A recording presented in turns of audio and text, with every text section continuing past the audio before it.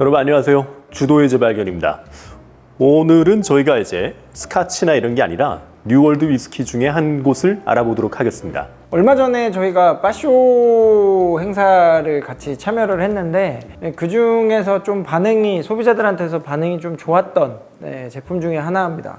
오늘은 호주에서 만든 아키로즈라고 하는 제품에 대해서 좀 알아보도록 하겠습니다. 사실 이제 호주 위스키가 이제 뉴월드 위스키라고 하기에는 이제 증류소가 300여 군데가 넘는데요. 이 위스키는 이제 시드니에 있는 로즈버리라고 하는 지역에 있는 증류소고 2014년에 열었어요. 처음에는 이제 진, 럼 이런 것도 생산을 하고 지금은 이제 위스키가 이제 이렇게 좀 균일하게 계속 생산이 되고 있고요. 보면은 그 증류소 마스터 디스틸러도 되게 경력이 화려하신 분이에요. 그래서 올해 마스터 디스틸러 상도 2번 받았던 사람이고, 그리고 제일 중요한 거는 아무래도 호주에 있는 원물들을 좀 활용해서 만든다. 그렇죠. 뉴월드 위스키들이 사실 그 자국에서 만드는 어떤 원재료라든지 테루아를 잘 표현해서 만드는 경우가 제품의 어떤 퀄리티를 높일 수 있는 하나의 방법이고, 본인들만의 어떤 독창성을 만들 수 있는 방법이니까 그렇게 하는 경우가 많이 있는 것 같고, 이게 아무래도 나라 자체가 좀 미식의 나라다 보니까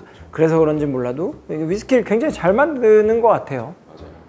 근데 이게 솔직하게 이제 호주 위스키를 많이 못 접해본 상황에서 제가 이제 얼마 전에 이제 일본에서 열리는 위스키 페스티벌을 갔다 왔는데, 거기서 대만이나 홍콩 친구들을 만나가지고 얘기를 해보면 호주 위스키를 굉장히 높게 평가해요. 요즘 굉장히 핫하다고. 저도 구글맵으로 이렇게 봐보니까 그 디스틸러리를 쳐보면은 빨간 점이 엄청 많이 나오더라고요. 그래서 야, 이게 호주가 이렇게 유명한가? 근데 스타워즈를 저도 맛있게는 먹는 편이지만 저도 이제 아키로즈는 처음이라 조금 기대되긴 합니다. 이 브랜드의 설립자는 윌 에드워즈라고 하는 사람이고요. 2014년에 24살의 나이로 시드니 로즈베리에 이 증류소를 세웠어요. 130명 정도가 되는 그런 팀을 이끌고 있다고 하고요. 증류소 치고는 많네요, 직원이. 그렇죠. 그리고 400개 이상의 상을 수여했다고 하네요.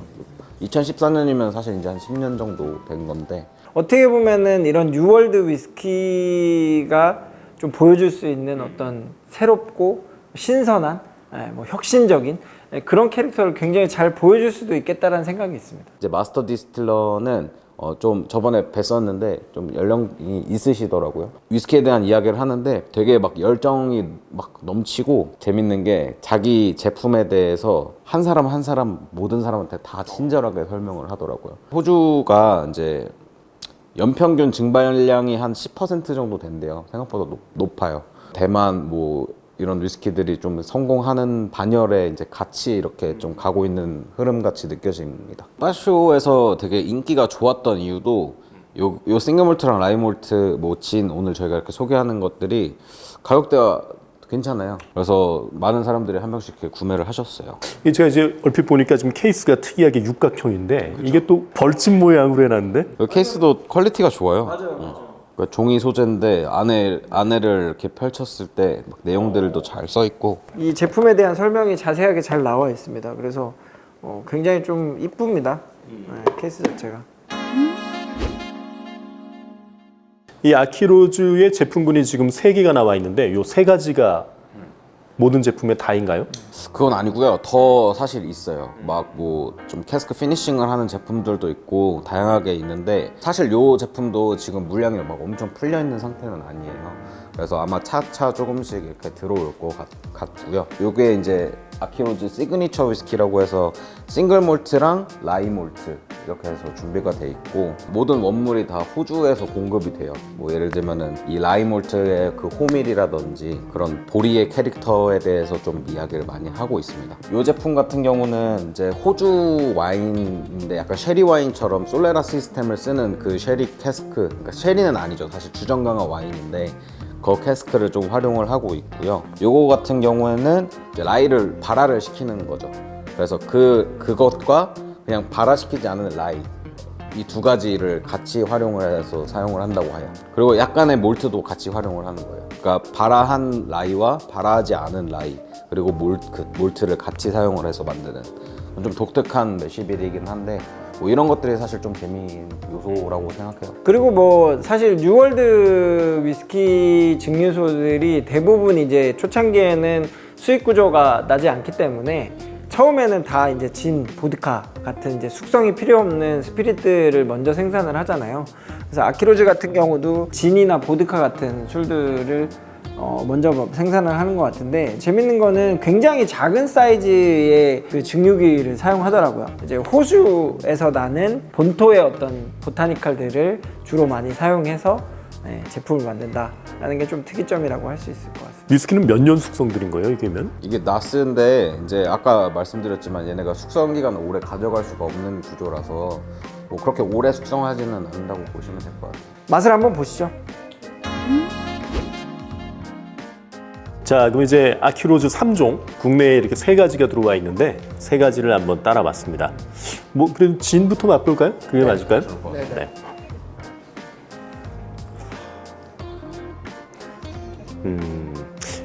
호주의 잔디밭에 들어와 있는 듯한 느낌이네요.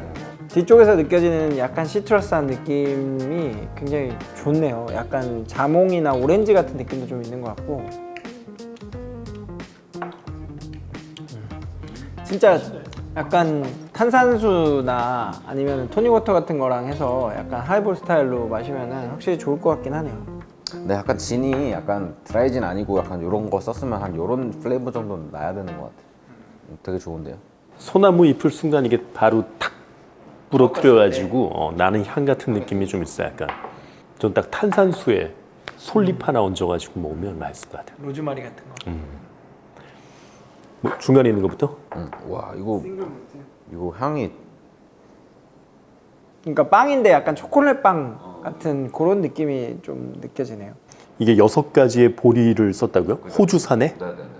저는 맨 처음에 딱 맡았을 때 약간 이제 스카치에선 잘 안 나는 향이잖아. 근데 약간 엷은 된장향 같은 느낌을 좀 받았어요. 약간 연한 된장향. 맛에서는 굉장히 좀 스파이시한 느낌도 있지만 그 이면에 저는 진짜 약간 그 초콜릿 느낌이 엄청 많이 나네요. 막 곡물 향들이 막 나요. 빵 곡물 약간 이런 게 맛있는 향들이 나요. 텍스처 자체도 되게 좀 실키한 느낌에서 조금 더 오일리한, 살짝 오일리한 그런 느낌이 있어서. 난 이렇게 맛도 약간 연한 메주나 된장 같은 느낌이 좀 나지? 얘는 알코올 도수가 46도입니다. 46도라서 마시기에 딱 적당한 위스키 애호가들이 좋아할 만한 도수를 갖고 있어서 한 번쯤 또 드셔보시면 재밌을 것 같습니다.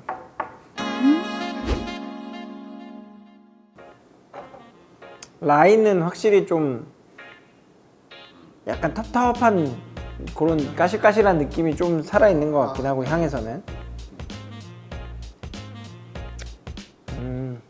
라인은 라인입니다. 굉장히 스파이시합니다. 이건 호불호 많이 갈릴 수도 있을 것 같아요.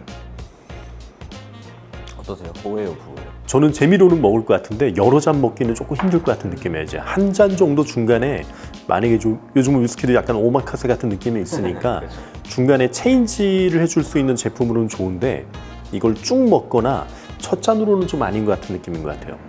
엄청 라이처럼 맵지는 않고 저는 이게 약간 향도 바카, 아카시아 같이 약간 시원한 향이 나고 뭔가 좀 재미가 확실히 있어요.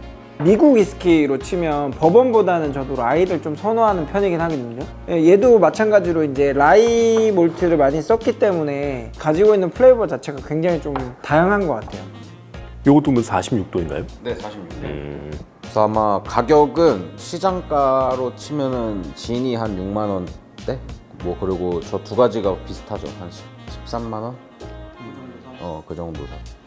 근데 뭐 저는 개인적으로 숙성 연수 떠나서 전혀 그런 엔트리급 위스키에 비해서 뒤지지 않을 것 같다라는 느낌도 사실 있습니다. 아직까지는 경험을 많이 해보지 않은 이제 소비자들 입장에서는, 특히나 이제 바이언스피릿쇼 같은 데서 마스터 디스틸러나 이런 사람들이 설명을 쭉 해주면서 이렇게 했을 때는 충분히 설득력 있을 것 같다라는 느낌이 좀 있기는 해요.